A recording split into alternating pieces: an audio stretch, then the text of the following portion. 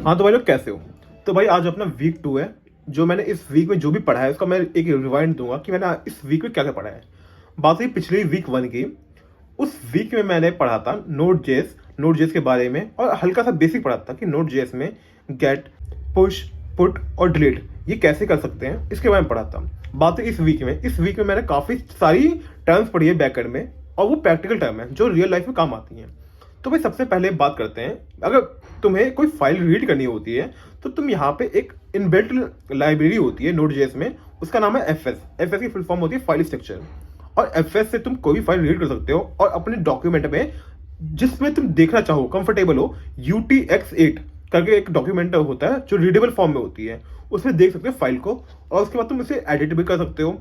और उसके बाद तुम्हारे अगर एक फोल्डर में कुछ पर्टिकुलर फाइल्स हैं, उन सभी फाइल को तुम देख सकते हो कि तुम्हारे पास कौन कौन सी फाइल है और उसका नाम क्या है। ये सारा तुम्हारा एफ एस लाइब्रेरी से हो सकता है।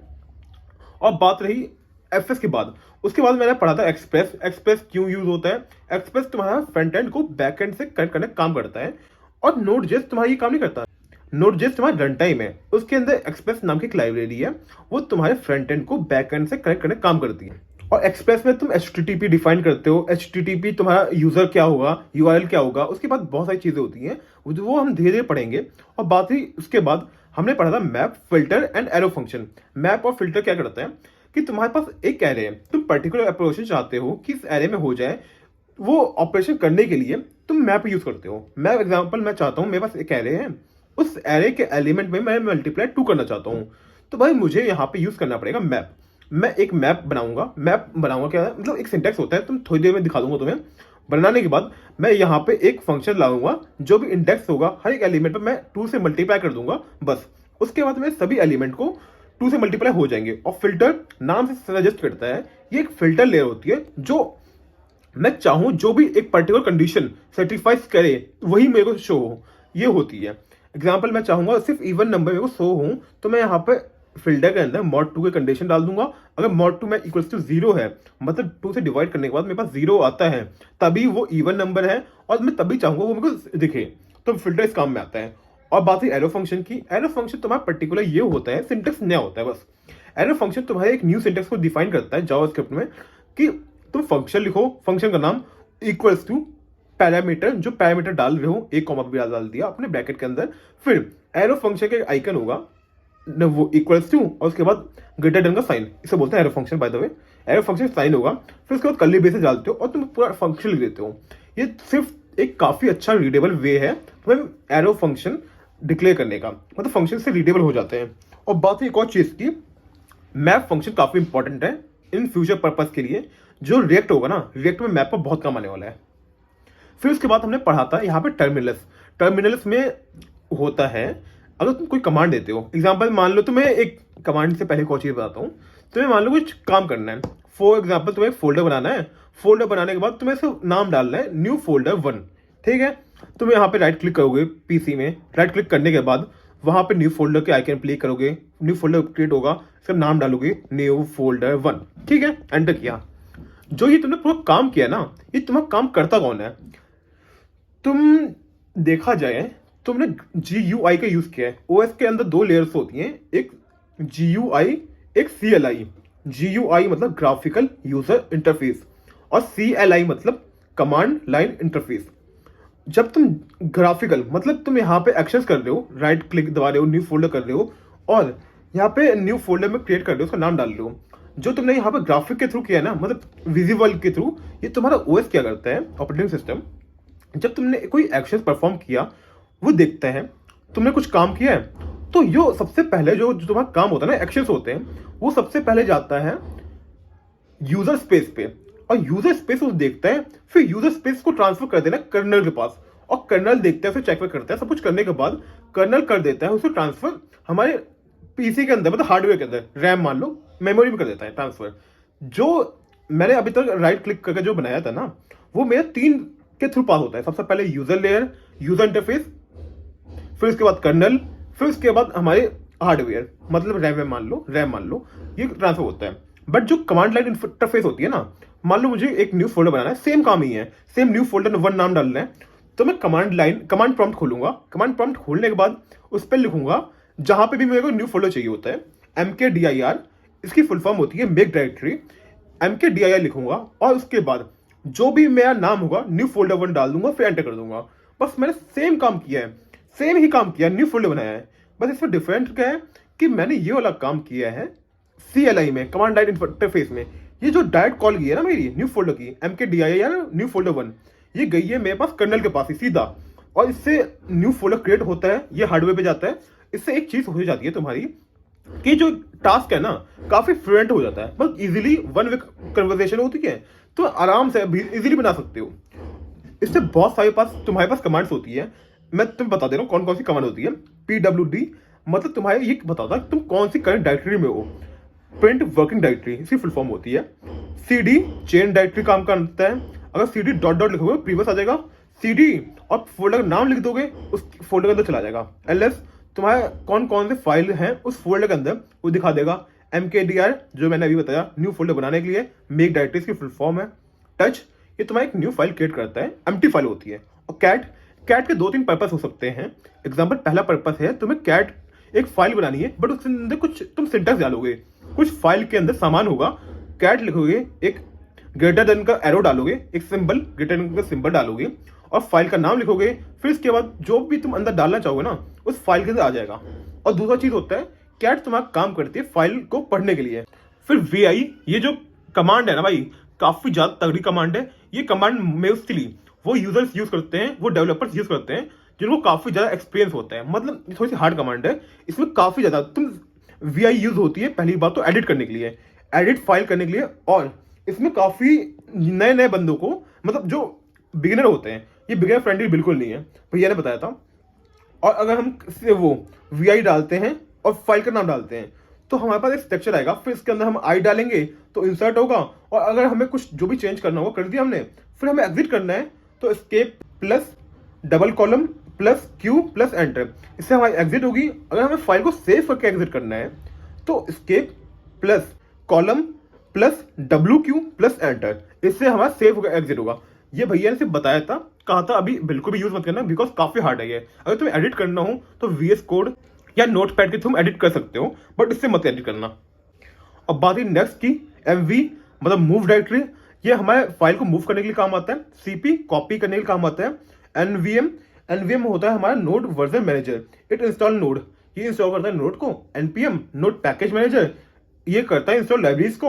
और नोड ये हमें वेलकम मैसेज देता है। और बात है ये जो सारे कमांड थे ना, ये कमांड लिनक्स के लिए हैं और मैक के लिए हैं, ये विंडोज के लिए नहीं है। अगर तुम्हें विंडोज पे रन करना है तो तुम्हें WSL यूज करना पड़ेगा। WSL एक एक्सटेंशन होता है, एक्सटेंडेड टाइप का मान लो, जो तुम्हारे विंडो में लिनक्स कमांड रन कर सकता है। अब बात करते हैं भाई गिट और गिटहब की। गिट क्या होता है, गिटहब क्या होता है? गिट भाई समझ लो एक तुम्हारा ओपन सोर्स का कंट्रीब्यूशन करने का एक एप्लीकेशन है जिससे तुम ओपन सोर्स कर सकते हो। और गिट में तुम्हारा मल्टीपल यूजर काम कर सकते हैं एक साथ ही। गिट में तुम्हारा वर्जन कंट्रोल सिस्टम होता है। और वर्जन कंट्रोल सिस्टम होता क्या है, मान लो तुम्हारे पास एक ऐप है, उसमें वर्जन चल रहा है 9 पॉइंट समथिंग चल रहा है, 9.6 मान लो, 9.6 चल रहा है। और तुमने एक अपडेट किया, नया वर्जन बनाया, तुम चाहते हो कि ये वर्जन मेरे सभी व्यूअर्स, सभी ऑडियंस देख सके। तुमने 9.6 से लेके 9.7 वर्जन डाला, कुछ अपडेट करने के बाद अपलोड कर दिया, सभी बंदों के पास 9.7 आ गया। बट कभी इन केस वो वर्जन क्रैश कर गया, उस वर्जन में कुछ ऐसी गलती हो गई या कुछ भी मान लो खराब हो गया। ये कोई बंदा हूं, मैं हूं, मेरे को तो भाई 9.6 से प्यार था, मुझे 9.6 ही चाहिए था अपने पीसी में फॉर सर्टेन रीजन। उसमें कुछ फीचर्स ऐसे होंगे जो 9.7 में नहीं है, तो मुझे 9.6 ही चाहिए। तो वो 9.6 कहां पे मिलेगा भाई? जहां पे उस बंदे ने अपलोड कर दिया वो पे तो 9.7 है, 9.6 डिलीट हो जाएगा हर जगह से। तो भाई यहाँ पे काम आता है version control system. Version control system ये होता है कि तुम्हारे पास जो वर्जन है ना, उसके प्रीवियस वर्जन सारे स्टोर रहेंगे। अगर मुझे पुराने वर्जन चाहिए ना, मैं पुराने वर्जन देख सकता हूँ, और जो मैंने अपडेट किया नया 9.8 किया है वो ऊपर आ जाएगा। बट मैं बिना अपडेट के, मैं अपडेट करने से पहले जो वर्जन रहेगा उसकी स्टेट मेरे पास प्रिजर्व रहेगी ये स्टेट। इसे बोलते हैं वर्जन कंट्रोल सिस्टम। और वर्जन कंट्रोल सिस्टम दो टाइप के होते हैं, सेंट्रलाइज्ड और distributed. Centralised version control system ये होता है भाई तुम्हारा कि सारा जो डेटा होता है ना एक ही जगह पे प्रेजेंट होता है। और ये तुम्हारा यूज होता है स्पेशली जब तुम्हें बैकअप करना होता है या ट्रैक करना होता है या सिंक्रोनाइज फाइल करनी होती है, तभी यूज होता है। बट एक जगह पे मान लो तुम्हारा डेटा है, अगर तुम वहाँ पे मल्टीपल लोग काम कर रहे हो तो पहली बात तो कोलैप्स हो जाएगा। एक बंदे ने रिक्वेस्ट भेजी, दूसरे बंदे ने रिक्वेस्ट भेजी, दोनों कोलैप्स हो सकती है। दूसरा, अगर वो सिस्टम कभी फूक गया या मतलब हैंग हो गया, मतलब खराब हो गया, डाउन हो गया, तो भाई तुम्हारे पास यहाँ पे क्या ही बचेगा। एक ही सर्वर है, सभी लोग उस पर काम कर रहे हैं, तो अगर डाउन हो गया तो तुम्हारे पास कोई भी तरीका नहीं है उस पर करने का, और सारा डेटा तुम्हारा यूज हो जाएगा। ये तुम्हारे बैकअप के लिए इसलिए काम आता है। अगर तुम बैकअप करते हो ना, मान लो तुमने बैकअप बनाया और तुम चाहते हो मैं बैकअप मेरे फोन में वापस आ जाए, तो मैं सारा डेटा एक बार में चाहूंगा ना, मैं ये थोड़ी ना एक जगह से उठाऊंगा, एक जगह से उठाऊंगा, एक जगह से उठाऊंगा। मैं चाहूंगा मेरे फोन का डेटा ना एक जगह से बैकअप हो जाए, एक बार में आ जाए सारा सारा। ये बैकअप में काम आता है सेंट्रलाइज वर्जन कंट्रोल सिस्टम। अब बात करते हैं डिस्ट्रीब्यूटेड की। ये डिस्ट्रीब्यूटेड कब काम आता है? भाई देखो, जब तुम्हारे मल्टीपल यूजर्स है ना, मल्टीपल यूजर्स को एक साथ ही काम करना है, एक ही प्रोजेक्ट पे काम करना है, तब हमारा काम आता है डिस्ट्रीब्यूटिव वर्जन कंट्रोल सिस्टम। तो भाई यहाँ पे ये होता है कि जब तुम्हारे मल्टीपल यूजर आ जाते हैं ना, तो वो अपने ही पीसी में काम करते हैं, और वो अपने पीसी में काम हो गया तो फैच करते हैं, मतलब रिक्वेस्ट देते हैं कि मेरा काम जो भी है इसको देख लो, मतलब अपने सर्वर में ज्वाइन करने की रिक्वेस्ट डाल देते हैं। और वो अगर सही काम है तो ज्वाइन कर देते हैं, नहीं तो कोई पेंडिंग में रहती है, उसे फेच नहीं, मतलब ज्वाइन नहीं करते। इसके मैं सही से टर्म्स नहीं पता, बिकॉज अभी मैं स्टार्ट ही किया है, और अगर मैं टर्म्स में इधर उधर हो जाऊँ तो माफ कर देना। और गिट हम यूज क्यों करते हैं? वो फ्री होता है, ओपन सोर्स है, स्केलेबल है, सुपर फास्ट है, चीप होता है, ब्रांचिंग एंड मर्जिंग। तो भाई यहाँ पे इसलिए हम गिट यूज करते हैं। और गिट और गिटहब में डिफरेंस क्या है? गिटहब तुम्हारे वेबसाइट को होस्ट करने की एक ऑनलाइन प्लेटफॉर्म है। वेबसाइट को होस्ट करने का सिर्फ इतना है, वेबसाइट को होस्ट करेगा, जो भी इसका डेटा है, वर्जन है, सारे वहीं में पड़े रहेंगे गिटहब में सॉरी। ये तुम्हारा वेबसाइट को होस्ट करता है और सारा का सारा वर्जन पड़े जाते हैं। बात है गिट क्या है? गिट तुम्हारा एक एप्लीकेशन है जो तुम्हारे सिस्टम पे ही होती है, ये क्लाउड पे नहीं है, ये तुम्हारे सिस्टम पे ही है। और GitHub by the way cloud पे है, तुम्हारे सिस्टम पे ही एप्लीकेशन है गिट। और जो भी तुम्हें काम करना है, तुम चाहोगे इस गिटहब वाले मतलब इसमें इस फोल्डर में, इस ड्राइव में कुछ चेंज हो जाए, तो तुम अपने पीसी में काम करने के बाद वहां पे रिक्वेस्ट डाल सकते हो कि ये मेरा काम हो चुका है, तुम इसे फैच कर सकते हो। और भाई पुश कर सकते हो, फैच नहीं पुश बोलूंगा, पुश कर सकते हो। तो इसे बोलते हैं गिट। गिट में हम काम करते हैं और जो हमें पुश करना होता है पुश कर देते हैं कमांड डाल के। अब भाई कुछ टर्म बताता हूँ यहाँ पे, इसमें क्या क्या होती है।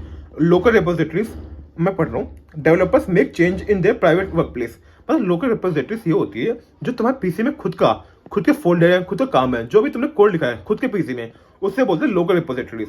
और वर्किंग डायरेक्टरी क्या होती है? A intermediate area where commit can be reviewed and formatted.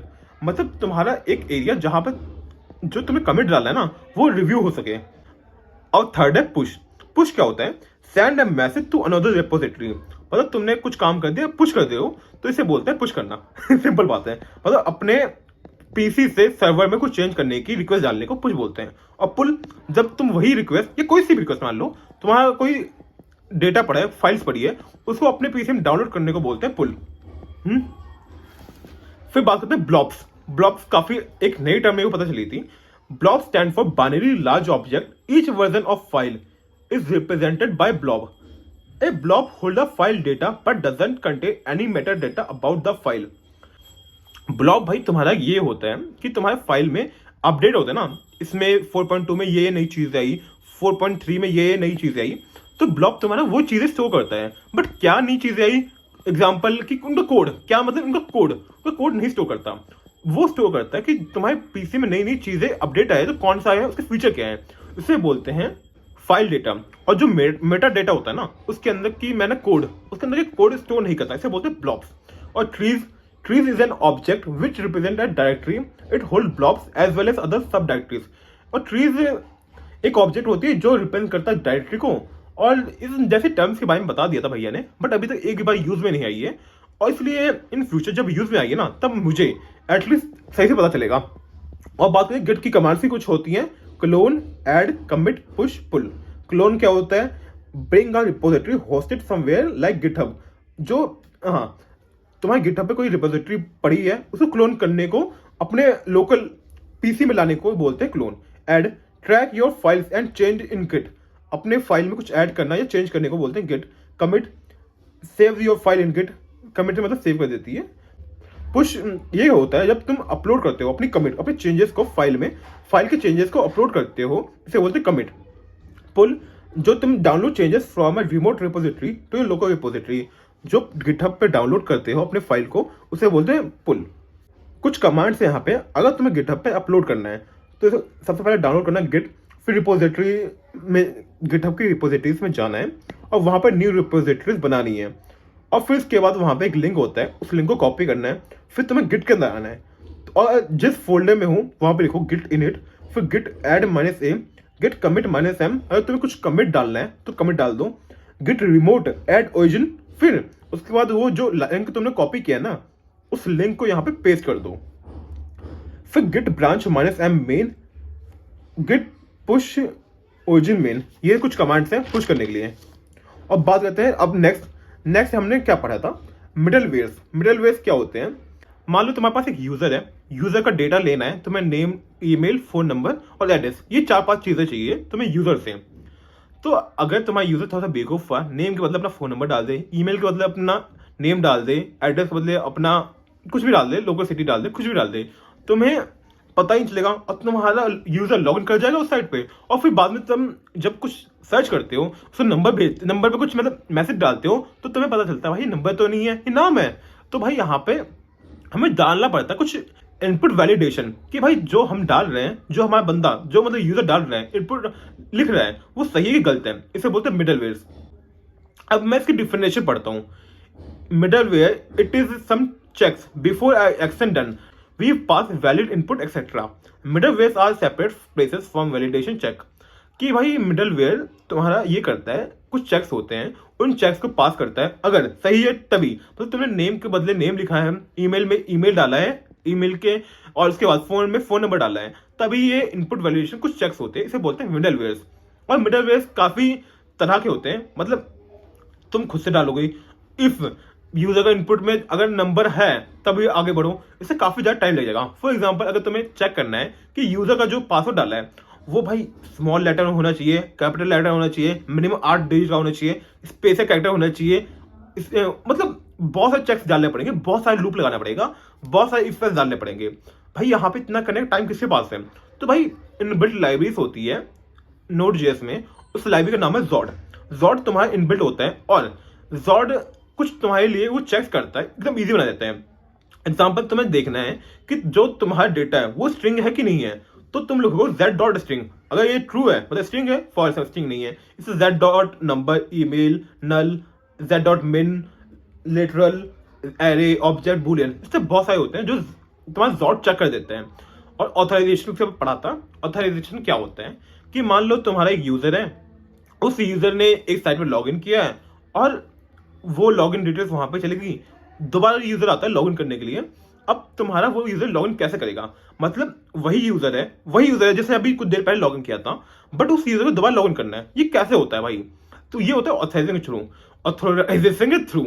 Authorisation 3 types की होती है, पहला हैशिंग, दूसरा एनक्रिप्शन, तीसरा JWT, जेसन वेब टोकन्स। ठीक है भाई। अब ऑथराइजेशन का पहला पार्ट हैशिंग में क्या होता है, तुम्हारे यूजर ने इनपुट डाला, डिटेल्स डाली, वो तुम्हारा गया इसमें सर्वर में गया और वहां पे स्टोर हो गया। जो तुम्हारी इनपुट में था, मतलब पासवर्ड तुमने डाला था यूजर ने, और वो पासवर्ड में कुछ एक लंबी सी स्ट्रिंग, एक मतलब जो लिंक होगी उस वाले पासवर्ड से लिंक होगी, एक लंबी सी टेम्परेरी स्ट्रिंग बना देगा, टेम्परेरी तो नहीं बनाएगा, एक स्ट्रिंग स्टोर कर देगा, बट ये लिंक हो जाएगी। ये स्ट्रिंग आई है, इसका मतलब है कि ये लंबी वाली स्ट्रिंग है, इस बंदे ने इनपुट भेजा है, और अगर किसी के पास ये लंबी वाली स्ट्रिंग आ गई तो वो बंदा उस मेन पासवर्ड को क्रैक नहीं कर सकता। ये होता है हैशिंग। अब मैं पढ़ता हूं इसकी definition. Backend converts password string into gibberish मतलब रैंडम स्ट्रिंग होती है, and store it in the database. जो तुम्हारी जिब्रिश स्ट्रिंग होगी वो डेटाबेस में स्टोर होगी और यूजर उसको एक्सेस नहीं सकता, कोई भी इसको एक्सेस नहीं कर सकता भाई, क्योंकि वो डेटाबेस में है। और we can't convert gibberish into original password to string. अब बात करते हैं सेकंड एनक्रिप्शन के बारे में। एनक्रिप्शन क्या करता है कि तुम्हारा जो यूजर ने पासवर्ड डाला, वो पासवर्ड जाएगा सबसे पहले बैकएंड में, और बैकएंड क्या करेगा, उसके बाद की होगी जो उस पूरे पासवर्ड को एक अलग फॉर्म की अंदर कन्वर्ट कर देगा, वो डेटाबेस चलाएगा, और जब पासवर्ड यूजर उसी सेम पासवर्ड को वापस एक्सेस करेगा, उस डेटाबेस के अंदर जो की होगी ना उसी से लिंक हो जाएगी। तो ये प्रोसेस होता है। इसमें ये हो सकता है जब तुम्हारा यूजर ने एक बार लॉगिन किया, दोबारा लॉगिन करने आया है, तो उस पर्टिकुलर की मिल रखी है, वो वापस उसी की से ही लॉगिन करेगा। अब बात करते हैं नेक्स्ट टॉपिक की, जेसन वेब टोकन्स। ये क्या होता है भाई? ये आजकल सबसे ज्यादा यूज होता है। इसमें ये होता है कि भाई तुम्हारा यूजर ने अपना पासवर्ड साइन इन किया, वो डेटाबेस में गया, सबसे पहले बैकएंड में गया। बैकएंड में ये होता है, वेरीफाई करता है कि ये नाम का बंदा, ये पासवर्ड वाला पहले से है। अगर है तो कोई दिक्कत नहीं, अगर सबसे पहले मानते नहीं है तो फिर वो जाता है डेटाबेस में, उसके लिए एक नया टोकन क्रिएट कर देता है। मतलब एक नई स्ट्रिंग, एक टेम्पररी स्ट्रिंग क्रिएट कर देता है। और स्ट्रिंग जब भी बोल रहा हूँ ना, स्ट्रिंग डेटाबेस में जिब्रिश स्ट्रिंग क्रिएट कर देता है। स्ट्रिंग मतलब टोकन होता है। यहाँ पे डेटाबेस में गया, वहां पे एक नई स्ट्रिंग बना दी। फिर उसके बाद ये यूजर दोबारा लॉगिन करने आता है तो वो देखता है बैकएंड में देखता है कि ये यूजर नेम पासवर्ड वाला बंदा हमारे बैकएंड में है। इस जिब्रिश, वो पहले कन्वर्ट करता है जिब्रिश स्ट्रिंग में, देखता है ये जिब्रिश स्ट्रिंग मतलब टोकन पहले से बैकएंड में मौजूद है। अगर मौजूद है तो वहीं पे वापस लिंक हो गए, वो दोनों आपस में यूजर और डेटाबेस आपस में कनेक्ट हो जाते हैं एक सिंगल टोकन की वजह से। और अगर है तो बढ़िया है, नहीं है तो नया टोकन बना देता है। बट जो JWT में होता है ना, सारा मेन वेरीफाई होता है बैकएंड में, और जो एनक्रिप्शन में होता है ना, वो सारा मेन वेरीफाई होता है डेटाबेस में, बिकॉज में की हो जाती है। अब बात है यहाँ पे मेन चीज जो होती है कि यहाँ पे जो भी मेन चीज होती है ना, काम वेरिफिकेशन का, वो काम करता है तुम्हारा बैकएंड। अगर किसी के पास वो है, तुम्हारी जिब्रिश स्ट्रिंग टोकन मौजूद है, वो तुम्हारा कन्वर्ट कर सकता है इजीली तुम्हारे ईमेल आईडी और पासवर्ड में। बट वो बंदा कभी भी उसको वेरीफाई नहीं कर पाएगा कि मतलब मेरे पास मान लो, क्या बोलूं मैं, मेरे पास एक आईडी पासवर्ड है, मैंने उसको लॉग इन किया अपने पीसी में, ChatGPT में लॉग इन किया, मेरे को ऑथराइजेशन की मिल चुकी है। और मैं बहुत सारी वेबसाइट होती है, कोई भी मतलब कोई भी वेबसाइट पे जाऊंगा या अपने पीसी में कंसोल में लिख दूंगा JWT डिकोड, और वो बड़ी सी स्ट्रिंग डाल दूंगा, टोकन डाल दूंगा, तो मेरी पूरी स्ट्रिंग टोकन होके मेरा आईडी पास में आ जाएगा। बट ये नहीं पता पाएगा कि ये किसका है, वेरीफाई नहीं हो पाएगा मतलब।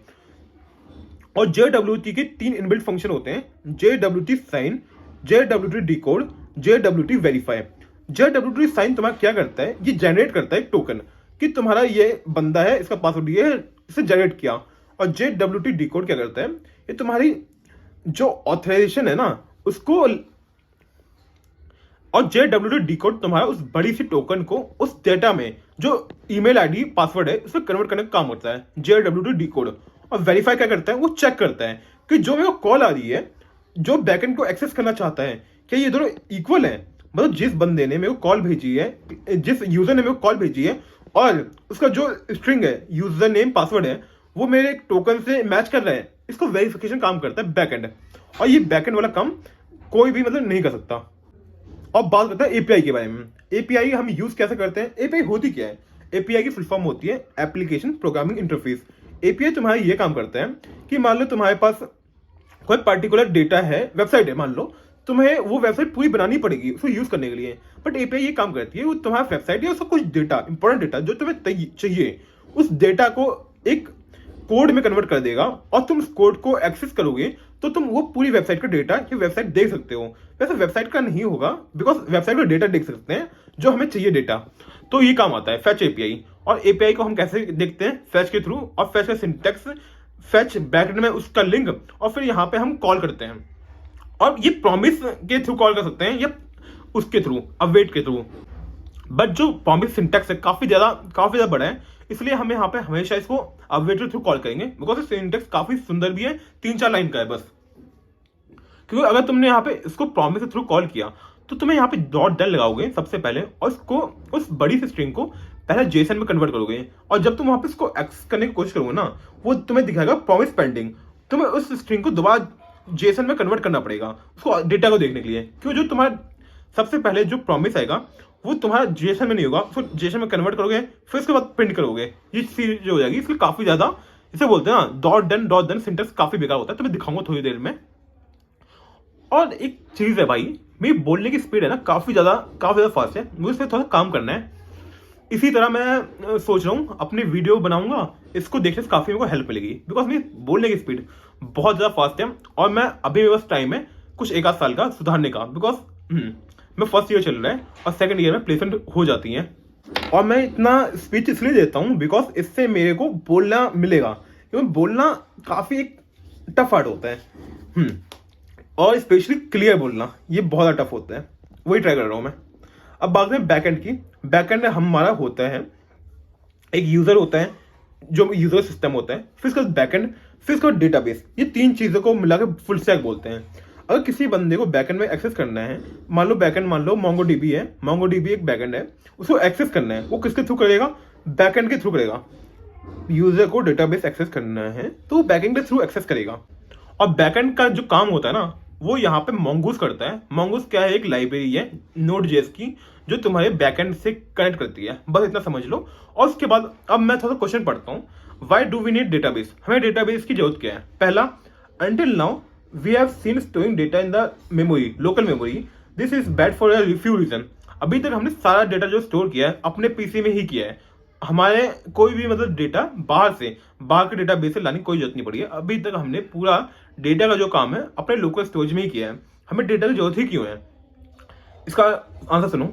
Data can't be dynamic if you updated in memory objects, the update are lost if the process restart. मतलब भाई तुम्हारा डेटा जो है डायनेमिक नहीं होता।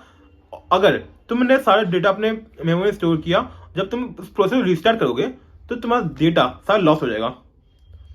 There are multiple servers in real world.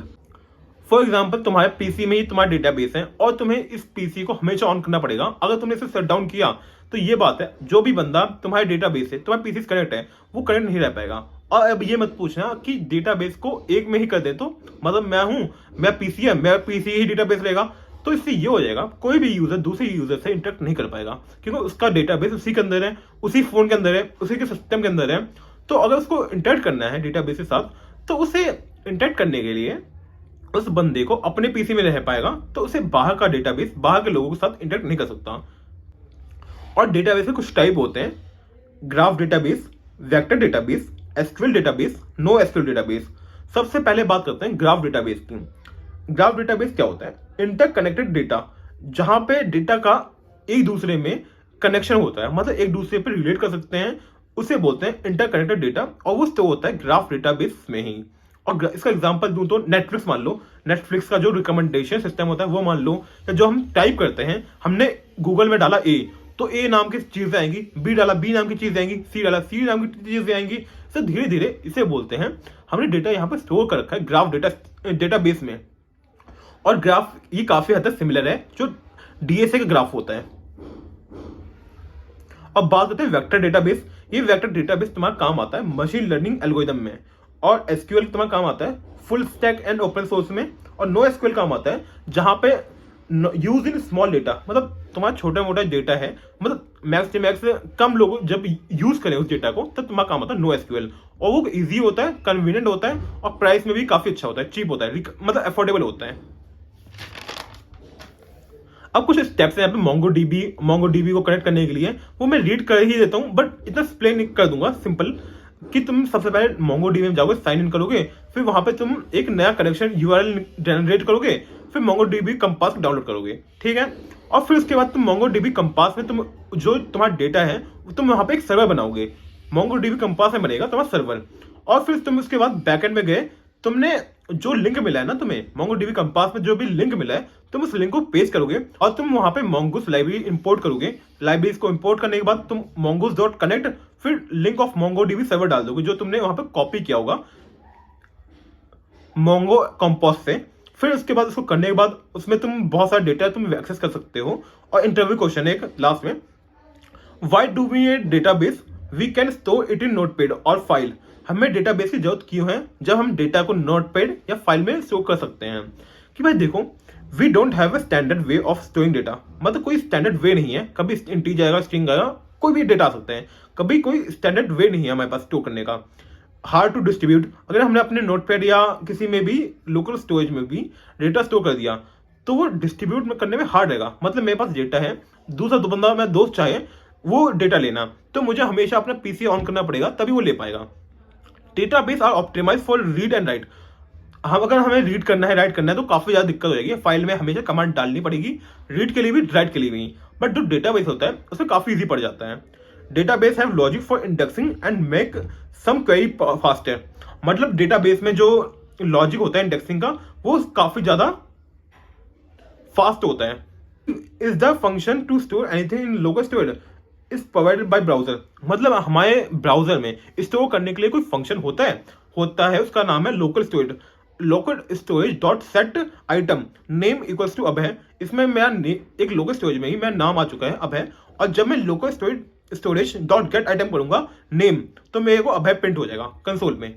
तो भाई अभी तक ये वीक 2 था, वीक 3 मेरा कंप्लीट हो चुका है। एक मिनट, वीक 3 मेरा कोहर्ट का कंप्लीट हो चुका है, और अभी मैं सीखते सीखते वीक 2 हो चुका है। मतलब देखा जाए तो मैंने 2 हफ्तों में 3 हफ्तों का कंटेंट पूरा कर दिया है। अब मैं ट्राई करूंगा 2-3 हफ्ते जल्दी इसको कवर करने का, बिकॉज मैंने ये कोर्स काफी लेट में लिया था, इसलिए मेरे को वीक कवर करने में काफी टाइम लग रहा है। तो अभी बात करते हैं, अभी कुछ तुम्हें कोड दिखाऊंगा, जो कोड होंगे इसी के ही होंगे, इसी के ही मतलब जो मैंने तुम्हें थ्योरी पढ़ाई है ना उसके कोड्स होंगे। क्योंकि थ्योरी से ज्यादा इंपॉर्टेंट अभी बैकएंड में कोड है, क्योंकि थ्योरी क्या है भाई, थ्योरी पढ़ने में ज्यादा टाइम नहीं लगेगा, बट कोड सीखने में काफी टाइम लगेगा। तो इसलिए मैं अब तुम्हें कोड ही दिखाऊंगा। तो यहाँ पे जो मैंने खुद से करने का कहा था, मैं यहाँ पे करता हूँ। सबसे पहले टास्क था कि भाई मुझे यहाँ पे एक फाइल को रीड करना है। तो उसके लिए मैं सबसे पहले यहाँ पे न्यू फाइल बना लेता हूँ। इस फाइल का नेम डाल देता हूँ temp.txt,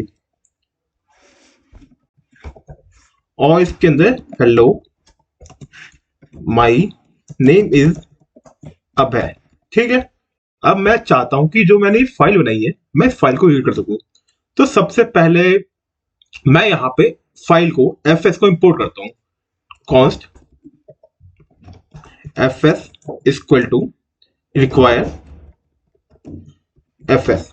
तो मैंने यहाँ पे fs को इंपोर्ट कर दिया है, और fs को इंपोर्ट करने के बाद अब मैं यहाँ पे इस फाइल सेक्शन को, fs stand for file section, इस फाइल को मैं यहाँ पे रीड करना चाहता हूँ। तो उसके लिए कोड लिखता हूँ fs.read, और अब मुझे डालना है फाइल का नाम। फाइल का नाम क्या है, temp.txt, और फिर उसके बाद इज इक्वल टू डालना है utf8। ये फॉर्मेट होता है फाइल को पढ़ने का। फिर उसके बाद मैं यहाँ पे डालूंगा इस फाइल को रीड कर रहा हूँ। तो इस रीड करने के बाद एक फंक्शन में डाल देता हूँ उसे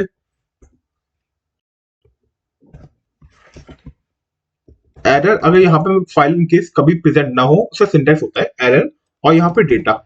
अब इसके बाद कंसोल डॉट लॉग,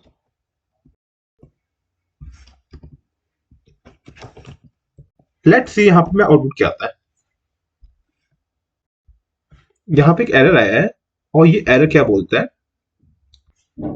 तो भाई यहाँ पे हल्का ये गलती हुई थी कि जो ये रीड फाइल का है ना, उसका सिंटेक्स होता है रीड फाइल, रीड सिर्फ रीड का सिंटेक्स नहीं होता। तो इसमें ये गलती आ गई थी, और इस गलती के बाद मैंने अगर डाला, अगर मेरे पास यहाँ पे फाइल में कोई एरर है तो ये प्रिंट हो जाएगा, अगर एरर नहीं है तो मेरा डेटा प्रिंट हो जाएगा। तो मेरा डेटा प्रिंट हो गया हेलो माय नेम इज अभय। अब मैं यहाँ पे हल्का से यहाँ पे गलती कर देता हूँ, इस नाम की फाइल अवेलेबल नहीं है। तो देखते हैं यहाँ पे कौन सा एरर आएगा। तो मैंने यहाँ पे रन किया, एरर आ चुके हैं, नो सच फाइल और डायरेक्टरी, मतलब यहाँ पे इस नाम की कोई फाइल नहीं है, ना ही कोई डायरेक्टरी है। तो इसलिए यहाँ पे ये एरर आ चुके हैं। एरर का कोड है my4058, और कोड एरर नंबर है, और एरर कोड है ये है एनो एंट, पता नहीं जो भी नाम है इसका, ये एरर है। अगर मैं यहाँ पे इसका फाइल का नेम डाल दूं, JWT को यहाँ पे इंपोर्ट किया, फिर उसके बाद मैंने यहाँ पे एक सीक्रेट की बना दी है 1 2 3 4 5, और एक ऑब्जेक्ट बनाया है। इस ऑब्जेक्ट में नेम, एज, एड्रेस और जेंडर है। फिर उसके बाद JWT साइन, ये साइन करता है, जनरेट करता है तुम्हारे JWT कीज को। अब भाई मैं इसको यहाँ पे रन करता हूँ इन सबको कमेंट मारने के बाद। अब इसने मेरे को एक यूनिक कोड दिया है, और ये यूनिक कोड इस ऑब्जेक्ट को रिप्रेजेंट करता है। फॉर एग्जाम्पल मैं अगर इसी यूनिक कोड को, इस यूनिक कोड मैंने यहाँ पे कॉपी कर रखा है बाय द वे, इस यूनिक कोड को मैं कॉपी करूं और एक वेबसाइट पे जाके पेस्ट कर दूं, और ये वेबसाइट है jwt.io। इससे कोई भी वेबसाइट तुम्हें एनकोड करने के लिए मिल जाएगी। मैं इसको यहाँ पे पेस्ट किया, मेरा यहाँ पूरी इंफॉर्मेशन आ गई, नेम, एज, एड्रेस, जेंडर और IIT समझ लो। इसके बारे में मतलब गार्बेज डेटा टाइप समझ लो, ये मुझे खुद नहीं पता सच्ची बोलूं तो। और फिर उसके बाद मेरे पास ये स्ट्रिंग आ चुकी है, और अगर मैं इस डेटा को आने के बाद मैंने यहाँ पे इसको रन किया है, डिकोड किया है, और मैं चाहता हूं वही प्रिंट हो जाए डिकोड करने के बाद। तो डिकोड करने के बाद मैं यही स्ट्रिंग प्रिंट हो गई है, और मैं अब वेरीफाई करना चाहता हूं कि जो मेरा ये है ये सही है कि नहीं है। वो भाई बिना सीक्रेट की के नहीं हो सकती है। एग्जाम्पल मैं यहाँ पे सीक्रेट की हटा दे रहा हूँ, मैं सीक्रेट की डाली थी, जो मैंने ऊपर डिक्लेयर की थी वही सीक्रेट की है। मैं इसको हटा दिया, अब मैं रन करता हूँ, इसने एरर दे दिया कि भाई वेरीफाई के लिए तुम्हें सीक्रेट की चाहिए। मतलब जब तुम्हारा यूजर डेटा को सेंड करेगा, तो तुम्हें जहां पे डेटाबेस पे उसका स्टोर है आईडी पासवर्ड, तो तुम्हें उस वेरीफाई करने के लिए कि इस यूजर का आईडी पासवर्ड ये है, तो उसके लिए तुम्हें वेरीफाई चाहिए होगा, और वेरीफाई का एक्सेस होता है तुम्हारे बैकएंड पे। और बाय द वे, जो डिकोड है, डिकोड तुम्हारा होता है, ये स्ट्रिंग स्टोर होती है डेटाबेस में, और जो साइन है ये तुम्हारे यूजर के फोन में होता है, फोन मतलब उसके डिवाइस में, कि उसका यूनिक कोड यूजर इंटरफेस का, मतलब जो भी आईडी का होता है, जो कोड होता है ना, उसके पास होता है। और जो वेरीफाई है, वो वेरीफाई तुम्हारा होता है बैकएंड में, और ये डेटाबेस में और यूजर में। तो इसको रन करने के लिए तुम्हें एक यूनिक की चाहिए, और यूनिक की मैंने यहाँ पे खुद ही डिफाइन कर रखी है। तो यहाँ पे यूनिक, एक मिनट, अनडिफाइंड नहीं है, सीक्रेट की के नाम से मैंने यहाँ पे डिफाइन कर रखी है। और सीक्रेट की तुम्हारी इंटीजर स्ट्रिंग कुछ भी हो सकती है। मैंने यहाँ पे 1 से लेके 5 तक काउंट लिखी है, और अब मैंने भेजा है, तो यहाँ पे मैं वेरीफाई होके बाद चेक आ चुका है कि हाँ, जो मेरा डेटा था यही है। अगर एग्जांपल मैं इनकेस अभी से कमेंट मार दूं, और कमेंट मारने के बाद इसको भी हटाना पड़ेगा बिकॉज इसमें ओबीजे1 का यूज किया है। अभी भी यहाँ पे ये प्रिंट हो रहा है बिकॉज ऑफ दिस स्ट्रिंग। अगर मैं इसको कमेंट मार दूं तो अभी प्रिंट हो रहा है। तो भाई इसका मतलब ये है कि मुझे इस यूनिक कोड से, जो मैं ये कोड था ना, ये स्ट्रिंग थी बाय द वे, ये जो स्ट्रिंग थी, इसकी वजह से मेरा जो आउटपुट है, आउटपुट मतलब ये ऑब्जेक्ट, वो मेरे को शो हो जाएगा। और फिर मैं, अगर मैंने इसको अब दोबारा प्रिंट किया, तभी भी स्टिल ये आंसर आ रहा है। एक बार रिफ्रेश करके दोबारा दिखा देता हूँ। अभी मेरे पास एक गार्बेज डेटा है, सब नेम आईआईटी। अब मैं यहाँ पे इसके बदले में अपना डेटा डाल रहा हूँ। जैसे डाला तुरंत आ गया नेम, एज, एड्रेस, जेंडर। मैंने यहाँ पे कमेंट मार चुका हूँ, स्टिल यहाँ पे है। और बाय द वे, मैं पुराना वाला था जिसको हल्का सा मैं देख के गाइड ले रहा था। और इसको करने के बाद अभी फिलहाल तो इतना ही था। अब बात करते हैं फेच की। फेच तुम्हारा कब काम आता है? एपीआई में काम आता है। और एक और चीज दिखाता हूँ मैं, ऑथराइजेशन जो कोड है ना, ये तो मैंने अभी एक बनाया था, एक टोकन अभी अभी बनाया था, एक चैट, ये चैट जीपीटी है, थोड़ा बहुत सर्च किया मैंने अभी इस टॉपिक के रिलेटेड।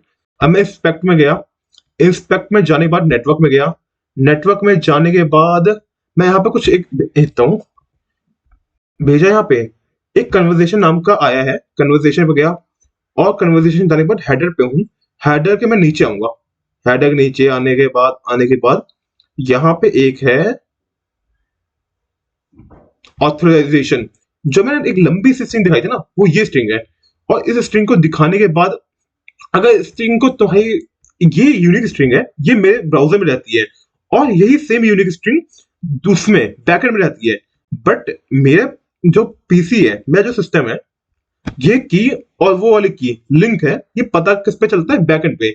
मतलब चैट जीपीटी के मालिक को भी ये पता नहीं होगा कि ये जो यूनिक की है वो मेरे पीसी की है। तो इसलिए ये काम में आती है। अगर ये मैं कॉपी कर दूं और किसी और के डिवाइस में पेस्ट कर दूं, तो उसे लॉगिन करने की जरूरत नहीं पड़ेगी, वो मेरे आईडी से देख ही सकता है अपना, मतलब पूरा चैट जीपीटी उसके एक्सेस में आ जाएगी।